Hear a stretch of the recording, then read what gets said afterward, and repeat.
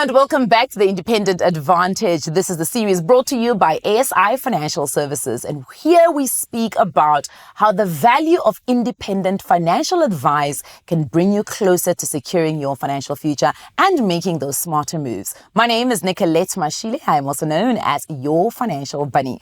And in today's episode, we just titled The Rainbow Nation, Beauty and the Beast.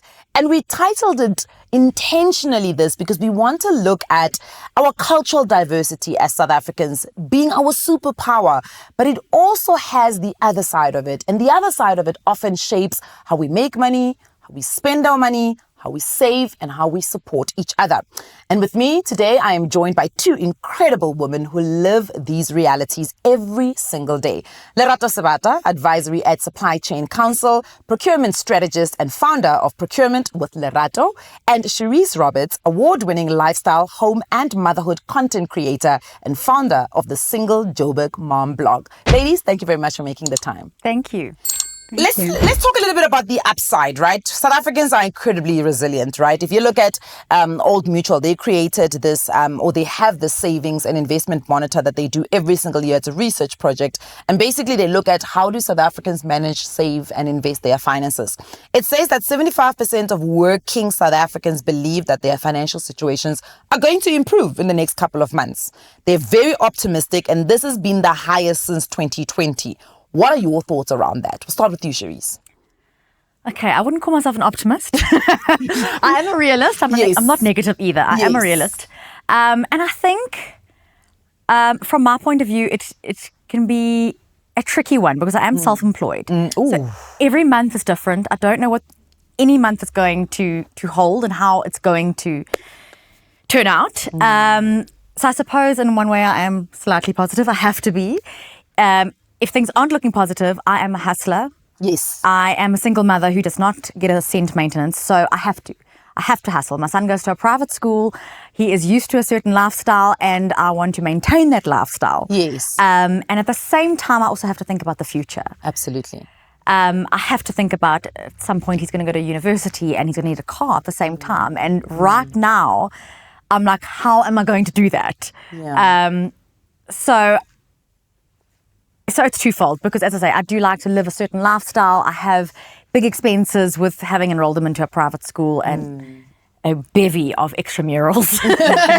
They come with something every day, hey? Yeah. And then, as I say, I've got to think about the future, but I want to live a good life. So I like to kind of, You're balancing the scale out. Yeah, I'm balancing the scale, but I'm not terrible with money. I'm not amazing with money. I could definitely cut back a little bit. I could definitely save a little bit more, but I make sure that every month I am saving. I have my life policies with Old Mutual. I have disability as well as life, because if something happens to me, there is no backup plan other than my policies for my little boy. I don't know if I'm kind of digressing from your question a little bit, but I kind of, from my stance, I'd like to believe that things are going to be okay. I wouldn't have taken the risk of being self-employed if I wasn't slightly positive. But if I feel like things are not going, like if it's the second week of the month and I'm like, I haven't got enough work this month, I will go out and I will hustle and I will find that work. But I think you capture the realities of many South Africans, because even when we talk about inflation and the inflation rate, it's an inflation rate, yes, because it measures a certain basket of foods, but that's not the basket that everybody eats. That's not the basket for 100%. Everyone's household. So there is different types of inflation for different types of households. You speak about private school. There's real education inflation in this country, So 100%. I like that you are balancing out the optimism and the positivity. So it's not necessarily that you don't think things will get better. It's that you need to put in the work to make it better. Lerato, thoughts? Sure. From my side, I do believe in that optimism. And I want to believe as well that there's so much work that is currently happening with regards to small business growth. And more companies are putting money in terms of, investing and creating investor-ready businesses. Because it is very evident and clear that the SMME market has become the backbone of the economic activities. So there isn't much that is happening up there.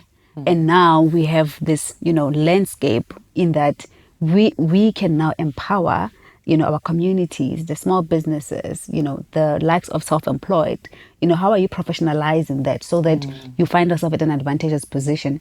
And with that, I think it creates that shift in terms of that thinking. And that when you are now stable, you'll think of investment differently. Yes. You'll think of money differently. Yes. And just from a positivity perspective, I do agree with that study that we are probably moving towards that shift, because it is very clear that a lot of us probably did not manage money wisely because we did not, know or be aware. And some of these investments that we need to be taking as business owners and small business growing, it is now even more evident that actually this is the way for us to go, because there is support. There's now the eyes and the ears that are listening to the very same, a market that was forgotten for some time. And that market now has provided an opportunity. So therefore, it means that positivity is there. I mean, I say this because I work with a lot of small businesses and myself also being in so many rooms where policymakers are saying, this is where we need to put our funds. And if you're putting your funds there, that means you're creating that loop of opportunity and optimism. Yeah. Well, it's good that we've got someone who's in the rooms, because then that helps us also just, send out that message to whoever is watching that the breakthrough is coming. It's coming. Stay the course. My favorite line is always, build it, they will come. Yeah. And I'm sure both of you, having had to start from scratch and nothing there, you've had to build, and you're starting to see the relationships coming from different corporates and different brands. But you mentioned something that I think was quite important: hindsight. Hindsight is a good teacher, because only when you get burned do you know that I need to now start thinking differently. Yeah. But in the same coin, and I guess that's why the conversation today is called Beauty and the Beast, is that even if you were not thinking differently, it's very hard to think financial planning, financial investments, financial management when you're just living hand to mouth. Yeah. Like, those are the realities of many South Africans, and that's sometimes the weight that they carry, right? 44% of working South Africans now fall into that sandwich generation, where they're having to support someone, whether they're supporting them from bottom, your son, and maybe you're having to support top, mom, dad, or cousins, sisters, and so you're almost feeling that squeeze that is coming through. Have you ever experienced any of that kind of experiences? I haven't as yet, but it is a worry for the future. My father had a stroke just before my son was born, and so he had to go into early retirement. And my parents didn't think that they would have to be living on their pension or their savings that quick. Yeah. And it is starting to run out. So it is a scary reality. And I think to myself, how will I be able to provide for my child and then my parents as well? It's a very scary reality, and if I'm blatantly honest, I don't know how I'm going to do it. Yeah. I am somebody who kind of just manages to get things done if and when I have to. But right now, I mean, I've made provisions for my son if anything happens to me, or if I am disabled in any way and can't work for whatever reason. But no, I haven't made provisions for if and when the time comes that I now actually also have to look after my parents as well. I like your attitude towards life. I'm tempted to ask you when your birthday is. Yeah. When is your birthday? End of July. I'm a Leo. Oh, that's wild. There you go. It makes a lot of sense, because you're like, let's get up and go. We're going to make it happen. But I wasn't like that prior to motherhood, though. Is it? In fact, I, in times of my life, was a little bit lazy. Yeah. I come from a comfortable family. We were never rich, but we were comfortable. And I think I kind of took things a little bit for granted. My mother was always good with money, and prior to my dad having the stroke, she had all of her ducks in a row. So I kind of never really had to worry. Yes. And I think after having my child, and with having zero support from his father, I knew it's on me. It's all on me. And if I don't hustle, I'm not going to. So the backup almost kind of shifted from you having your parents as the backup for yourself to now having this person who's holding you accountable and saying, you're my backup. There's no way where I can look. It's quite an interesting dynamic. Lerato, sandwich generation. You know what? I'm going to then say the contrast to what you just said, because maybe of our cultural background. Yes. I am such an active aunt, and I am in that sandwich because now I need to take care of my nieces and nephews, and contribute towards some of these things we call black tax, right? And a lot of my friends are in a similar situation. Some of them unfortunately go through divorces and separation, and it hits them hard because the lack of the financial planning that happened earlier when you are still in that place in the process. Now they have to restart, sell things, and it's tough.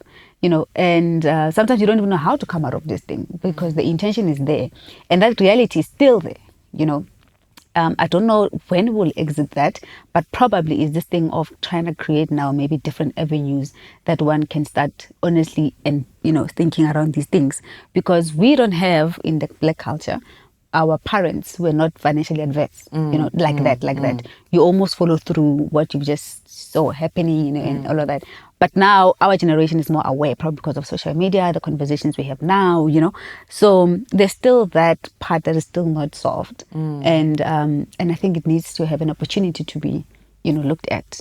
But I guess, and that's exactly where the advantage of having an independent financial advisor would come in, because listening to Cherise's story, there was planning from her parents, but then disaster strikes, something that is so unplanned that you now need to go into retirement sooner than what you had planned. So compounding gets interfered now, your calculations and your projections now don't work anymore because actually you're 20 years earlier than what you should have been, So even when planning does happen, do you have that person who's your buffer to be able to absorb those shocks for you and reroute you? Like I always say, it's like a GPS, right? If you put in an address to your GPS and then all of a sudden now you've turned off the wrong, road, or you've off-ramped or on-ramped, I don't know the difference.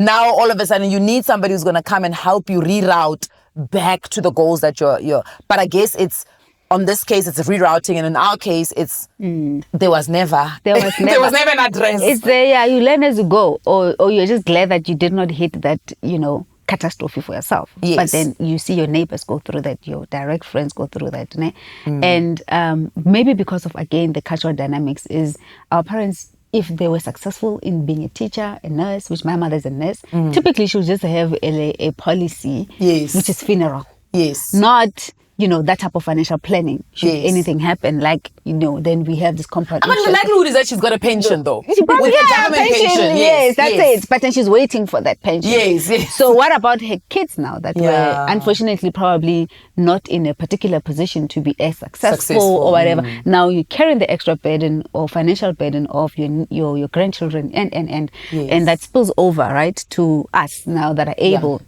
So yes, the realities are different. And I think, again, it's a matter of that financial awareness and the education now. So when you do your financial planning as Lerato, do you have to take in those nuances into consideration that I'm not planning just for me? Absolutely. I'm not planning for my future children that I may have. I have to plan for these other children that, if we're being frank, are not my children. Yeah, yes, in our culture, it's my children are my sister's children. I'm sure it's also applicable to you if you had Not siblings. really, to be honest. Not really? No. That's quite She has a nice life. No, honestly, and maybe it is a cultural difference. I think it is. Yes. But yes, I mean, if in the event something happens to me, it is my sister-in-law actually who would then be the guardian of my child, but it's less of a financial thing. The expectation in I think most white families. Yes. I'm speaking for myself, but I think is that you've made provision for your child. So I have a life policy or a and trust a disability or something. a disability policy. Yes. So she'd physically look after him and take him in, but the money will be coming from me, not her. I get you. Okay. But is that because she is who you've nominated as the legal guardian? Yes. So it's not it falls on you because you're a relative. It's because you have actually formalized that nomination to say, I want this person. And you've had a conversation with her to say, I've made provision for it. Yeah. You'll be very surprised that in some instances for us, it's even a thing of they will nominate themselves because they know that You Lerato are made the one provision. money. Yeah, exactly. Yeah, so you'll have somebody wanting to be the guardian because they're like, Yeah. hey, Cherise was his mom. She definitely made provision. My provision's only for him. It's not going to look after her. Listen, what he eats, we eat in the house. So, but just to come back to your question, Yes. My financial, planning and Yes. provision, yes, the answer is yes. I mean, even when I was still employed, I had to think unemployment rate is increasing. Absolutely. I have nephews, I have nieces. They are looking up to me to some degree. And I can also see the situation with extended family members. And therefore, what streams of income can I create for them? You see? And that's when I started opening businesses, buying different properties so that I know if they're in a particular situation, after 18 years, 21 years, they're going to need to have some form of access to opportunity. In the event that they don't, I should have created a vehicle of some sort to at least start, give them the start back to a car situation, give them the start of work for me, do this thing, in this company, at least have some experience. You understand? So therefore, whatever I do, they are always on my mind. Sometimes I even have to think of businesses for them. That's a lot of pressure, though. It is a lot of pressure, sure. Cherise, let's talk about your initial financial planning. You have a baby, and the expectation or the norm is that this child would have two parents that is going to contribute to his future, well, his current and his future. You then find yourself in a situation where it doesn't look like that. What was the financial planning that you were thinking about? Did you get scared into a funeral policy and a disability policy because you thought, well, he doesn't have anyone else. I have to make a plan. To be quite honest, I had a friend who is a financial advisor. Fantastic. And she personally knows me. And she literally just one day said to me, babe, have you made provision for this? And I was like, no. The first few years of being a mother, I struggled financially. It's only really been the last couple of years that I'm in a much better financial position. But I think I made provision for that life policy a couple of years ago when things started getting better. I still wasn't in an amazing financial position, but I wanted something. Yes. Just to cover his education and varsity, and so she went through a few policies with me. I do not come from a financial background, and she showed me some pros and cons and what would cost me monthly, and I said, this is what I can afford at the moment. And she said, that's fine. If you want to increase it at some point later down the line, you can. So, I suppose I was just actually lucky at the time to have a friend who is in the industries, in the business. And she actually approached me, but I think not everyone would have that. Yeah, absolutely. So these conversations are so important for people who don't have someone that's reaching out to them saying, have you made this sort of provision? With a cautionary measure of me not sounding like I'm prying, because the first question would be, but why doesn't the father contribute, and why haven't you gone the legal route to get him to contribute? Oh, I have. Okay. So sadly, it's twofold. You can't get blood out of a stone. Of course not. So his father is an addict and has not worked in 6 years. So he literally doesn't have a cent to his name. I did when he was still working, when Carter was about 4 months old. I took the legal route. I went to a lawyer. I got actually a very good maintenance settlement because at that stage he had a very good job. Yes. It took me 6 months to pay that lawyer off because, as I said, in the first couple of years of being a parent, I struggled. I didn't have a lot of money, and this lawyer said, you can pay me off over 6 months. And I think I received maintenance for 2 months. COVID hit, and that became a very big excuse. Yeah, it's a big crutch. For deadbeat fathers, to put it bluntly. And unfortunately, he lost his job and he's never found one again. Yeah. I could have taken his family for maintenance. That is an option. But, that brings in, there's various... The dynamic now. That's the thing. I've got a good relationship with my son's paternal granny. Yes. And one of his aunties. Okay. We have a great relationship. To be quite honest, the paternal granny is retired and doesn't really have money anyway. The aunt has money. But, if I was desperate, Yes, you would go there. I might try and go that Yes, route, but yes. but then again, my lawyer also said to me, so the paternal grandfather's in the UK. Okay. He does have money, but to sue him, for lack of a better word, or take him to court for maintenance, would need to pay an advocate in the UK. Oh, yeah. So, like anything in life, you need to have money to make Yes, money. yes. So, if for a single mother who does not have the money to do that, It's not worth it. it's just, Yeah. what do you do? Yeah, yeah, that makes a lot of sense. And it's such an interesting dynamic because we often throw it out. It's a throwaway statement to say, just get maintenance from the dad, and people don't realize the actual process that it takes, not only just from a admin or a legal process, but emotional process also, and having to then kind of almost rejig your life so that your own planning is like, you know what, he's got me, I can do this, and I'm trying to do this. Lerato, let's talk about you. You previously worked for financial institutions. Where did you get your advice, your financial advice? Are you getting it from your own personal advisor? Are you getting it from the institution itself? Or are you getting it from, I'm doing it myself?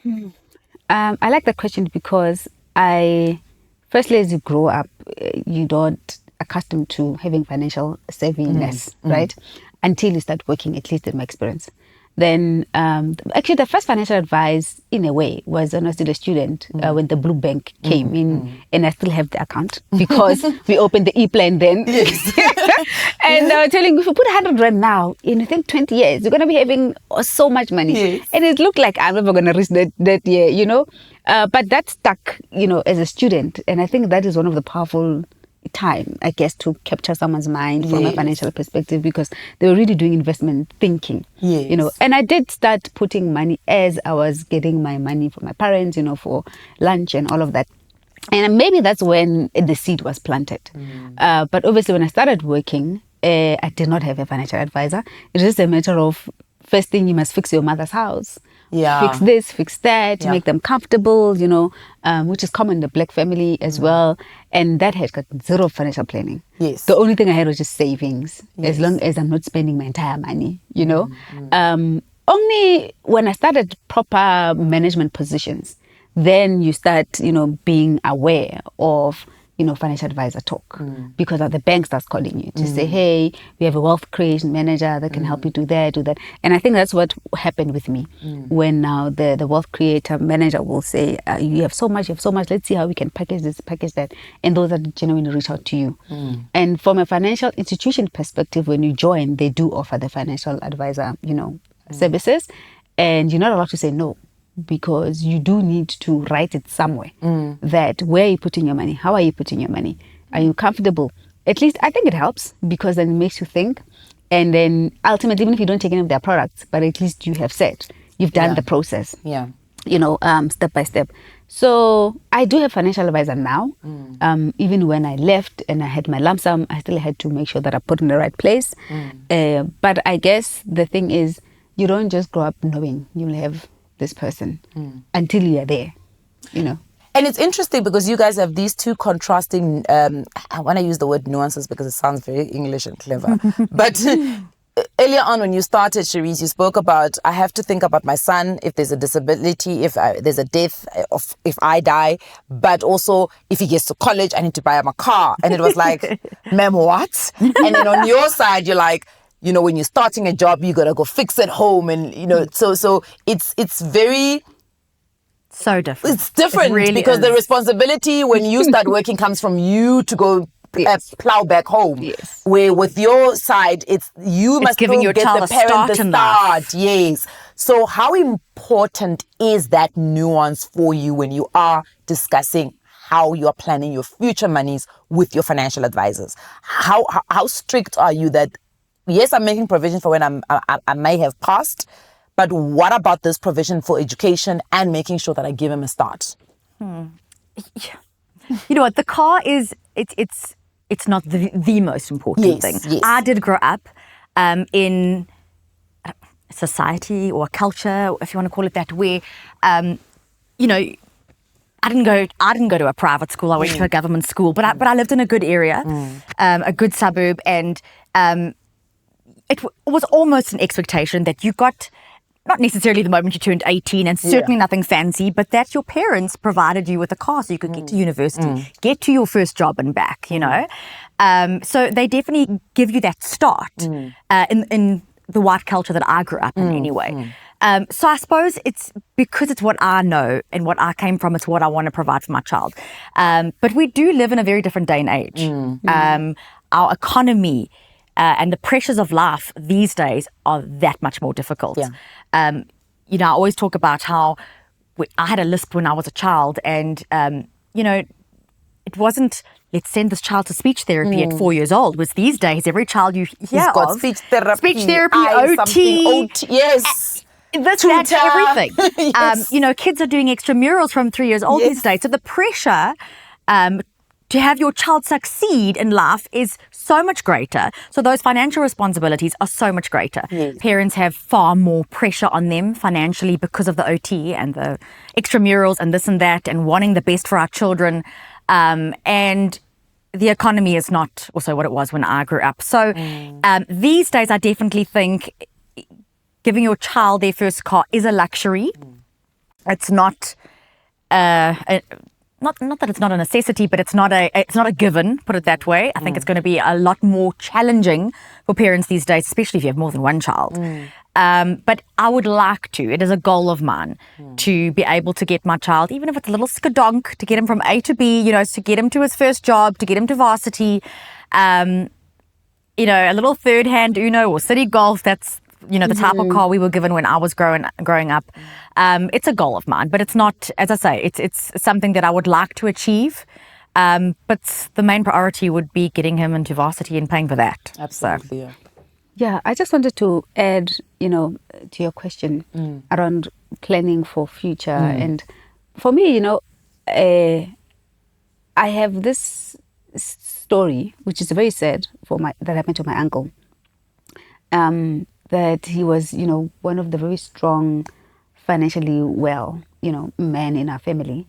And I grew up looking up to him so much. And he was unfortunately in an accident, you know, terrible accident. You know, when Mobango Dupsy, then the late Dupsy was shot there. Wow. During that time, that's like 2006 or 5. So anyway, he got into the accident and he literally had to restart everything. So he had, memory was gone, you know, and had to go through occupational therapy and all of that for a whole year. And now everything changed because he lost everything. And I guess it comes back to the financial planning thing to say for this type of eventualities. And I've seen it live with, you know, the change, the struggle and, you know.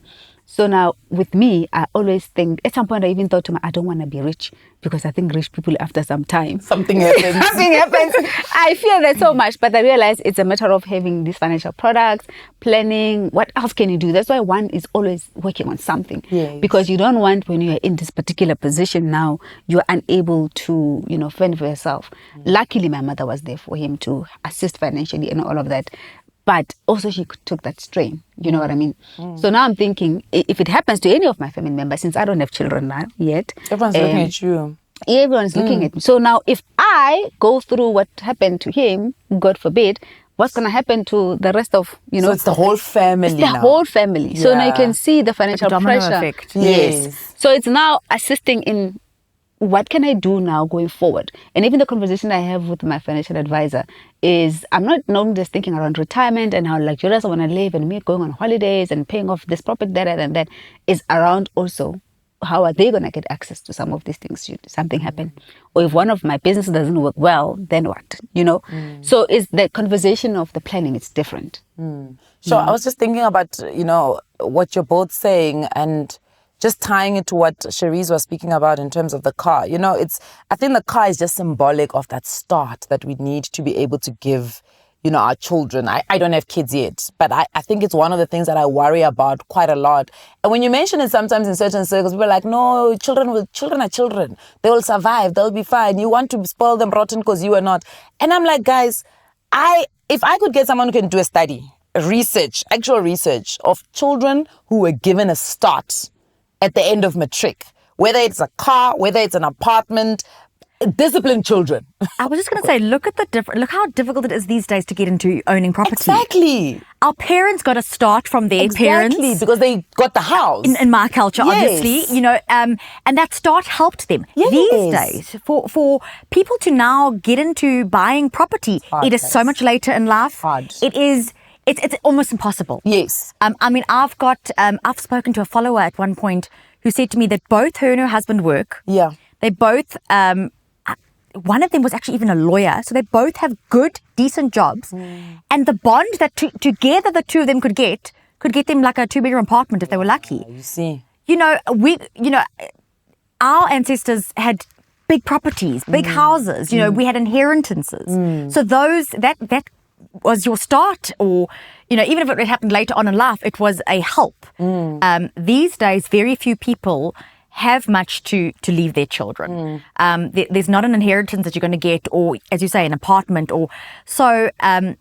Without that start, it's just making life so much more difficult, and for those future generations to come as well.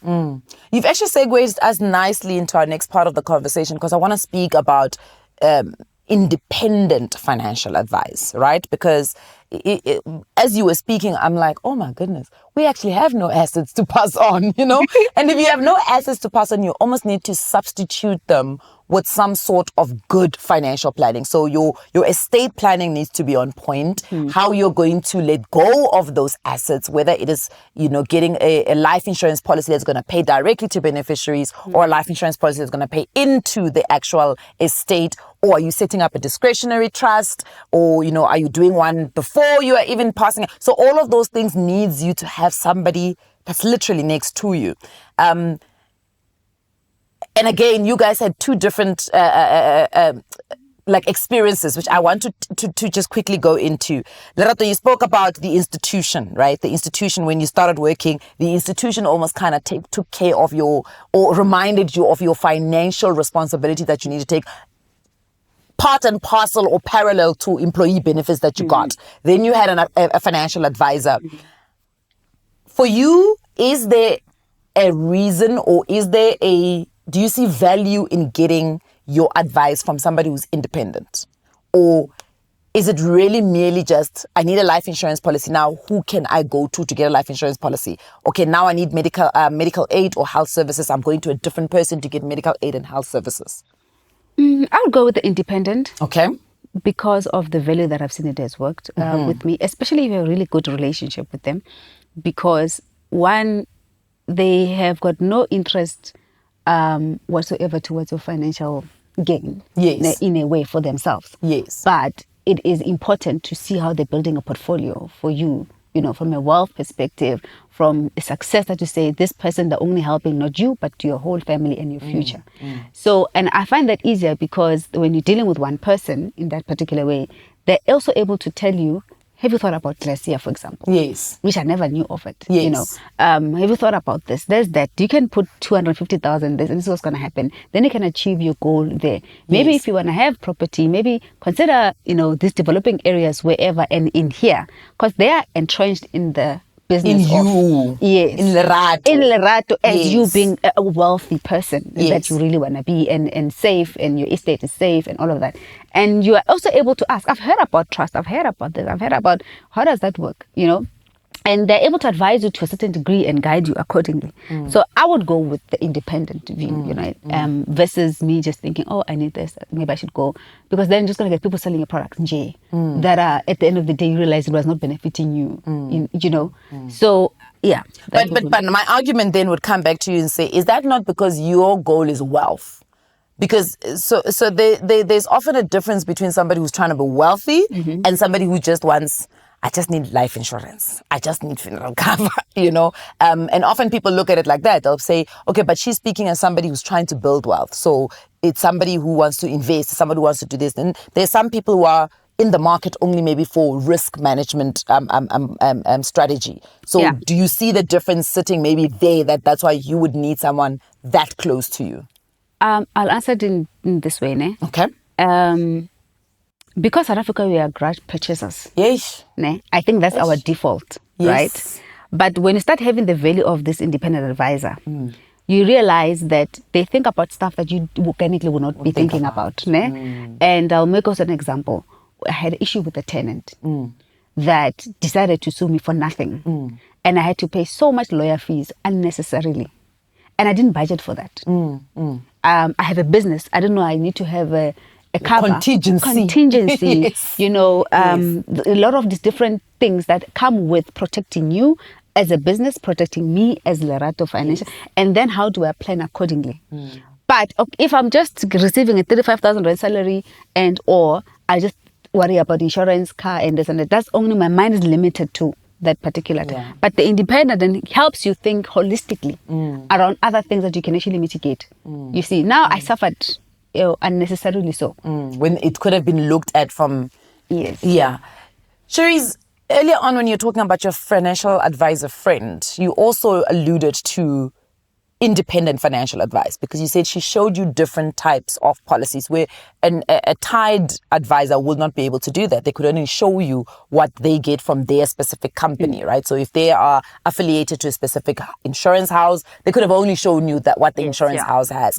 Have you seen that in other parts of your financial planning, that there is value in you being able to be shown different types of what's out there? Definitely. I think, I'm in this conversation kind of speaking as the layperson, because I'm more that person who's kind of just going for the risk management, and that's okay. Absolutely. Yes.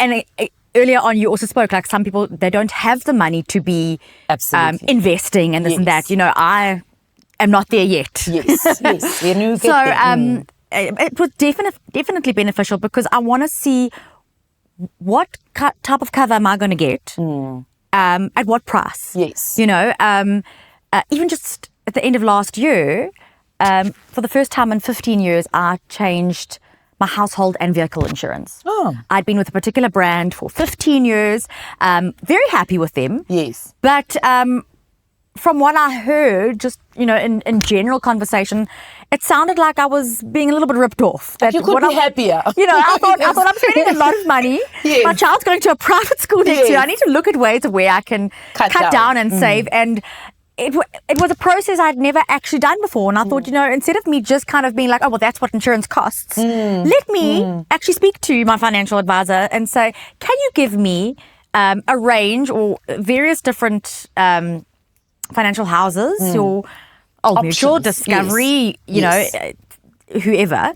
I'd like to see if there are other options where I can get the same cover and maybe I could be paying less. Yes. And that's exactly what she did. She came back with 4 different options, and some of the brands or financial institutions were more well known than the others. So I didn't want to go with like one of the very cheapest that I'd literally never heard of this company in my life, So I got my various options, had a look, and kind of the middle of the road pricing was still a well-known business, and I went on to Allah Fours. I don't know if you guys are on Allah Fours, and I was like, guys, is that a community forum?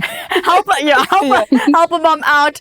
Anyone on this particular brand of insurance? Have you been happy? How long have you been on it? Blah blah blah. And 9 out of the 10 responses were great, and I was like, great, I'm going to save myself some money, and I'm going to go to this cheaper insurance. I love that story, because I think many of us are not financial experts. We don't know how to compare policies. So with the help of the financial advisor, they are able to do that for you, so that even if you're going for the middle tier one, it's still comparable in terms of coverage. I said I want the exact same coverage. I want to be able to go to the same hospitals. Yes. I live very, very close to a particular hospital, and I said I need to be able, and it was exactly the same, just a different business and a cheaper premium. But have you always been with an independent financial advisor? I didn't start like that. Okay. In fact, I started with a tied advisor. Okay. Before. And obviously, maybe because I was still young, in the professional space, I took covers that he suggested, recommended, and all of that, and investments. And there was a 5-year endowment that I also took at the time. Oh my God. Then when 5 years hit and I had plans was to do this thing and this is how much I was promised. SARS. No, I don't think he put money in the right portfolio either, and whatever.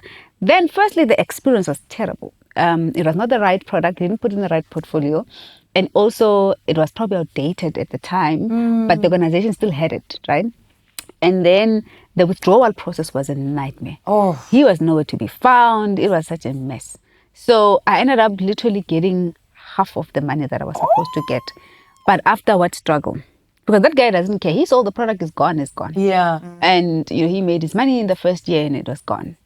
And you make an interesting point, because I think that's the big other thing about tied advisors is that people move on. I mean, shame to them because they have to move on. If you've been with one company and you get a better job at a different financial institution, likelihood is that you're going to move on. Yes, the expectation is that you're going to hand over your clients to a new person, but I don't have an established relationship with that new person. So now I've been handed over to somebody who probably didn't even look at my portfolio. Yeah, because you're in a 5-year endowment, so why must we worry about we'll just collect the fees and move on. But I mean, even from a SARS perspective, putting you in an endowment, especially if you're saying you were much younger, unless you've been wealthy for a long time, girl, an endowment. In fact, I lost because if you think about it, 5 years, it's SARS, it's a bad portfolio. And it's fees. It's fees. I just lost. And then the stress of having to withdraw whatever I could at the point. I think I was supposed to be getting, at least then, I was estimated to be getting almost 350,000 lump sum. I only got 78,000. Oh my God. No. How much did I contribute in 5 years? Not even a third. I would have been so straight. Listen, it would have been me and the ombudsman. I would have said, I need that needs analysis. I need that kind of advice. We need to see what this man actually told. That is terrible. But the ignorant part about, again, is us not educating ourselves financial. Absolutely. Is that you don't know where to go, where to report to. You're not even interested in, it's like, whatever, financial advisors are like that. They said right in the mouth. Just accept it. Yeah. You're like, you gain some, you lose some. And in this case, I've lost and I must move on because that's just the reality of life. I mean, it's sad, but I think it is important, as you say, that whoever is watching now to know that there is recourse. The system and the financial industry does allow that if someone has given you advice that you think was negligent or it was not suitable for you because they are meant to put the customer first, then you can go to the ombudsman. You can, if it's bad advice, in fact, you can go to the face ombudsman and go and report it. Yeah, so I think that's really important. Okay. But let's talk a little bit about mindset towards financial planning. Surprisingly, though, South Africans, I mean, we're almost there by 50%. I think it's around 40% of South Africans have a financial advisor, right? But if you go on social media and you ask, do you have a financial advice? You'll hear the most interesting stories. Why do you think that is so, Cherise? Why do you think that many of us don't really, it's like, Look, other than my friend who reached out to me, she basically now has like skivvies. Okay. I don't, if I have a question regarding my insurance, I want to lay a claim or something like that, I don't chat to her. Okay. It's somebody else at the business that she works at. Okay. And I kind of, at the brokerage business. Yes. And I get in touch with them and, half the time, as we said just now, somebody's left, they've gone to a different company and this is now the person who, handles my case. So if somebody had to say to me, who's your financial advisor? I'd be like, I don't know. Honestly. That's a fair answer. I'd be like, I have no clue, But I have a brokerage is company the brokerage that independent though? Yes, that I deal with. Yes.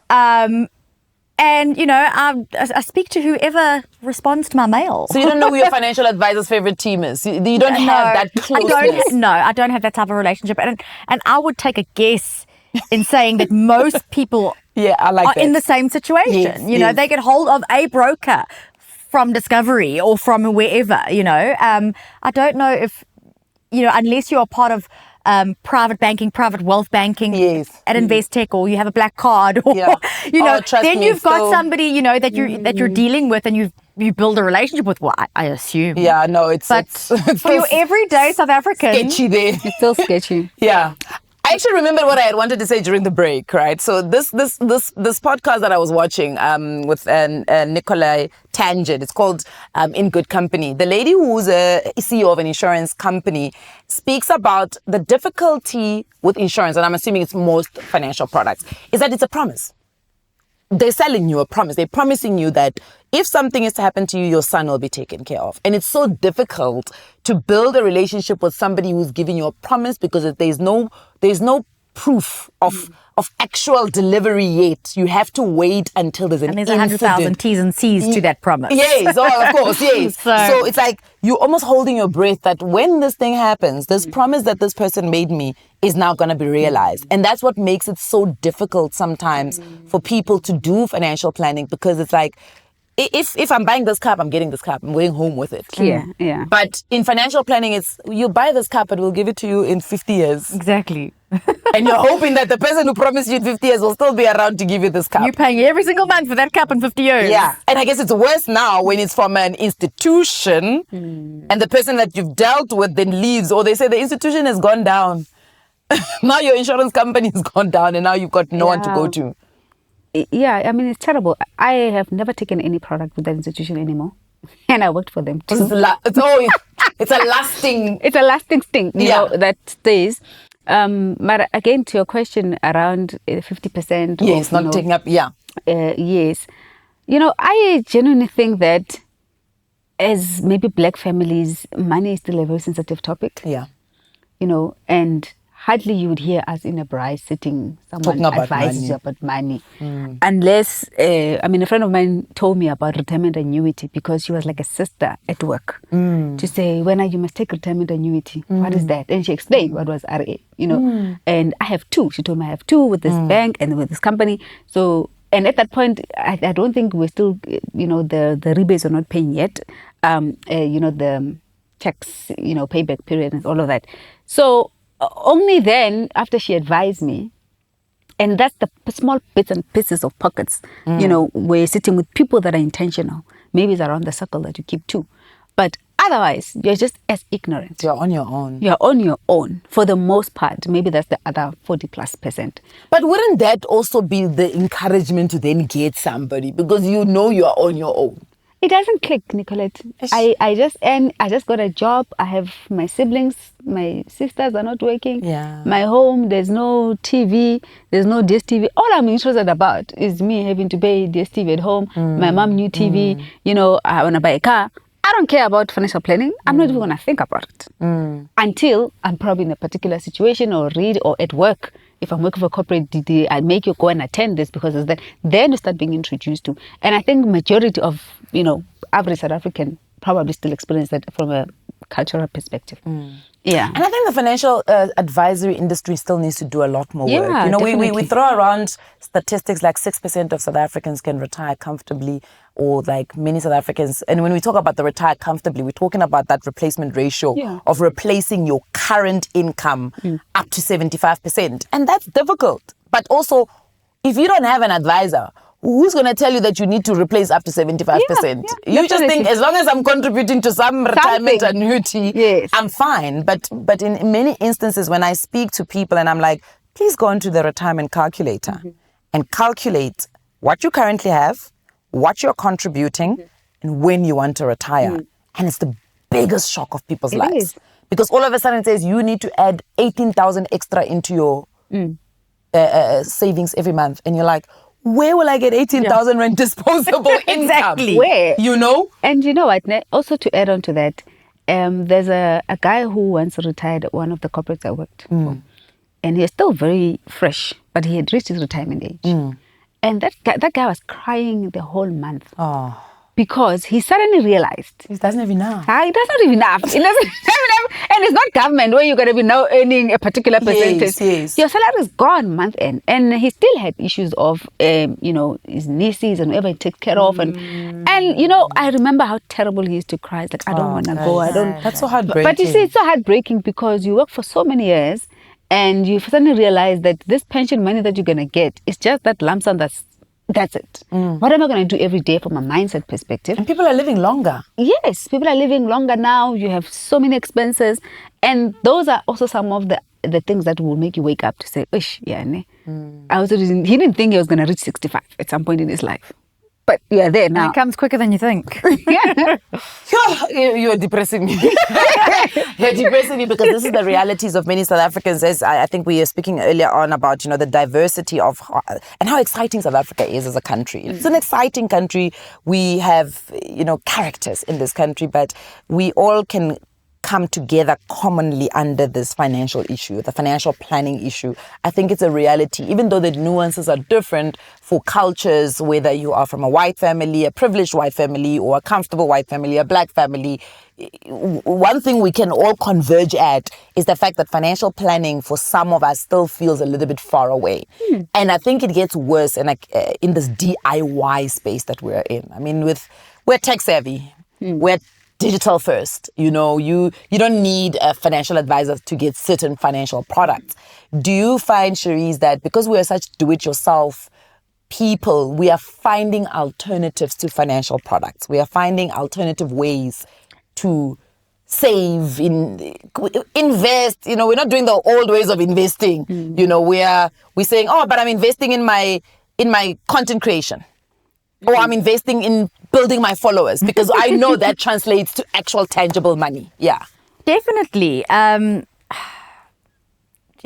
me, I mean, I will, what I do has become my business. Yes. It is, I'm self-employed. It is my business. I do the admin, I literally am the conceptualer, the actress, the makeup artist, the editor, the videographer, the voiceover artist. The invoice issuer. Yes. And like any business in life, you need to spend money to make money. Yeah. I market myself. And if I feel that I want to grow on this, but like this year it's been my number one platform is Instagram, but this year I was like, you know what, I need to start diversifying a little bit. I need to also have I don't want to have all my eggs in one basket because something could happen to Instagram tomorrow and there goes my career. Absolutely. So I decided, okay, I need to start working on building a following on TikTok, which I started doing this year.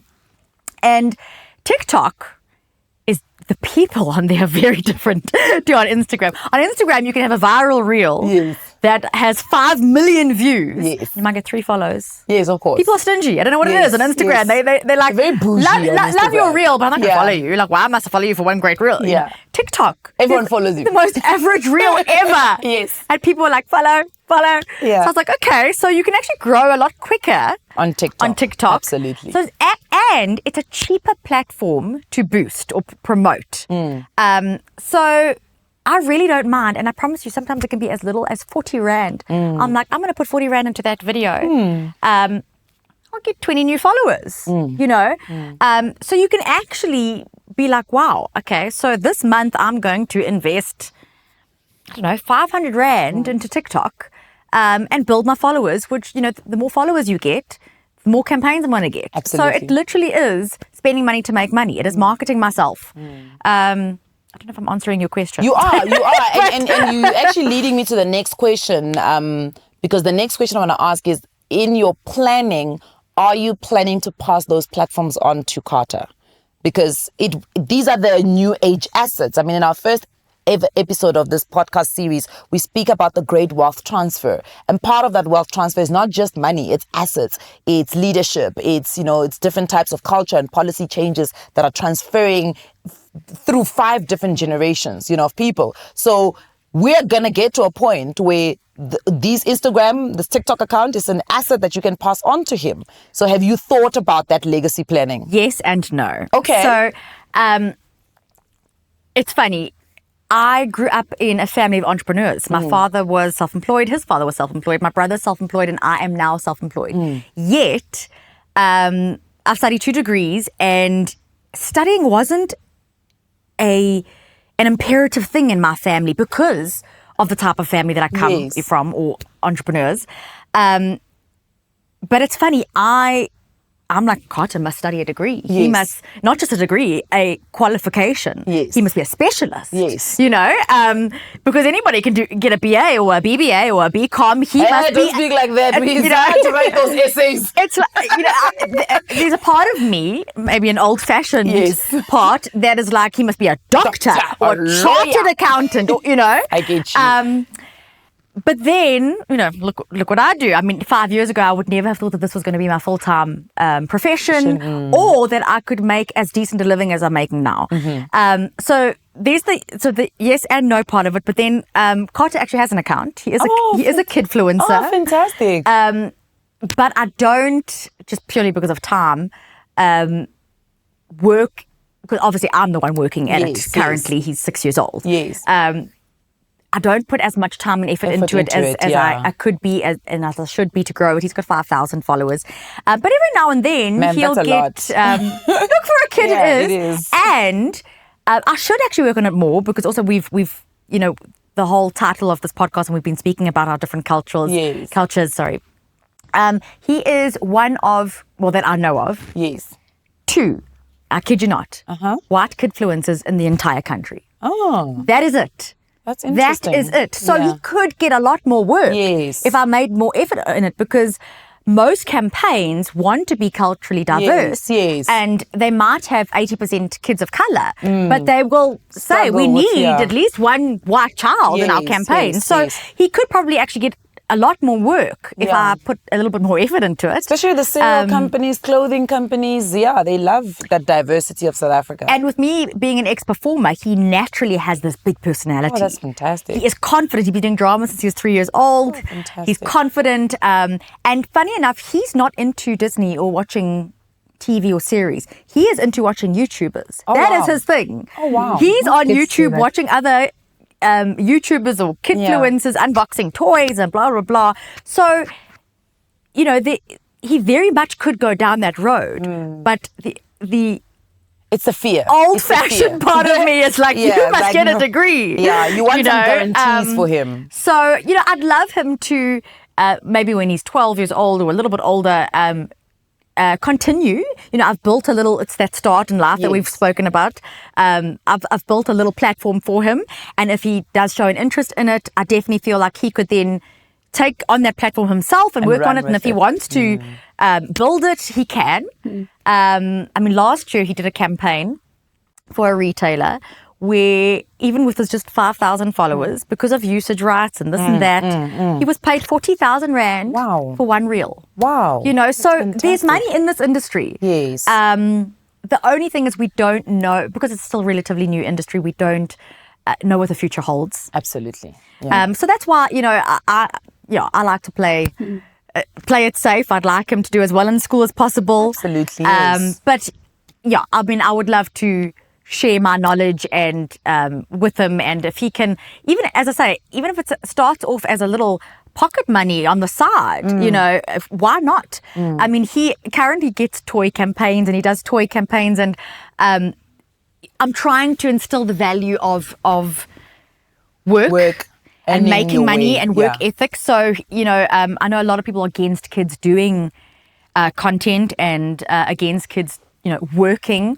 But I've seen it as an opportunity to teach him the value of money, the value of things, and the value of hard work. And, you like that Paw Patrol tower that costs 4,000 Rand at Toys R Us, if you take 10 minutes, and it's literally, people are like, oh, you're making your underage child work. I'm like, if you just dress nicely, because getting a little boy to dress in nice clothes and put gel in his hair can be a struggle. Let mommy put some gel in your hair, put you in a nice outfit, and then all you're going to do literally is sit and play with the toys while mom films you. That's literally all the work he actually has to do. So from the age of 3, I've constantly been trying to instill a work ethic. I think kids of content creators, influencers can be very spoiled. They're getting toys not just on Christmas and birthdays, they're doing campaigns. So I've wanted to teach them that you want more toys, or you want the latest this or that, we have to work for it. So that it's not just, you're just being handed it. He's got to work for it. And as I say, I know that there are parents or other people who don't agree with that.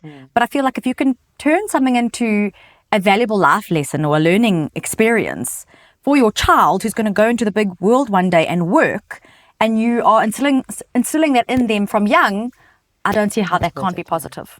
And I like that. I like what you said, because yes, you want him to be a doctor, but he can still be a doctor and create content. There is a very well-known vet. Exactly, you see. So it works. He is a great content creator. So you can pass on your assets to him, whether it is the skill, the knowledge, the relationship that you'll have with brands, you can definitely pass that on. Lerato, let's talk a little bit about, as we close off today's conversation, let's talk about SMEs and small businesses. Financial planning seems far from them. You know, like, it's like, this is my business, this is my legacy, this is my retirement. And then you get taken out the market, or business doesn't go the way it goes. As somebody that moved from employment and now you are in business, but your content also speaks to, positioning SMEs in a better space from a financial perspective. What would you say as your experience with financial planning that business owners should consider? I think there isn't, enough financial literacy for small businesses. Just a basic, right? You have firstly, you are striving to get yourself a PO, and then you get over that hurdle. Then you don't have the funds to fulfill the order, which now you're making bad financial decisions to even fulfill that order, because then you go borrow money from Nicolette. Yes. She's going to charge you money and interest, or you borrow from 5 people, just to put the 50,000 or 100,000 together so that you can fulfill the order, right? It's already a bad financial start. By the time you now get paid, they don't have sufficient money to continue with the business. It kills the business. And there are financial options that are out there, but they're not necessarily aware of, right? And now you see the businesses grow to those that have managed to grow them, but they're still making bad financial decisions from a tax perspective, from this and that compliance, which is an issue. Then your business goes down. So now after 5 years, you're liquidated, or 8 years or whatever. Now you have to restart. So the cycle continues, and that's evident that there isn't enough financial education for business assurance or business itself. You know what I mean? For me, because I'm advantageous, I'll say at an advantage naturally because of the work I do, then I'm more aware and savvy of how I run my businesses now that I've transitioned from employment to, entrepreneurship, because I'm very much into the light. One with a financial advisor, one with business advisors, 2 with the research I do and the stuff I'm required to be doing anyway. So I cannot now be found, wanting. Exactly. So, but for the majority, of startups and SMMEs, honestly speaking, I think more financial institutions need to put their money into that space. Yeah, because they speak about business readiness and investor readiness. But, part of being investor ready is that you need to be financially literate so that, a funder can trust that their money is going to be used in the business and not for you to buy a big German car, Exactly. to show your chomies that I've made it. You've made it, which is wrong. Yeah. And also incubators, they also don't touch on the financial advice properly. Yes. They just do like financial management at a very touch and go, right? Yeah, you're right. And now you're a director. In fact, I had this conversation with a tax consultant recently that you just got yourself a 2 million deal. You're excited. And then you have 3 children that you understand you've been probably owing school fees, and there's this and that and that. You are the business owner, you got the deal. What are you going to do? So, how are you going to? You end up going to using it, right? Yeah. And sometimes you don't move money wisely in the business that still makes sense. Yeah. And then now you are to be found maybe non-compliant with SARS. Yes. And your accounting cannot match and make sense. Yes. What do? It's still bad financial decisions. Yeah. You're blurring the lines basically between the business and yourself. Yeah, lately I've been learning about buyback deals, buy and sell, contingency, key man insurance. And that's just from a business assurance, and it's one part of business advisory that we all need to be learning.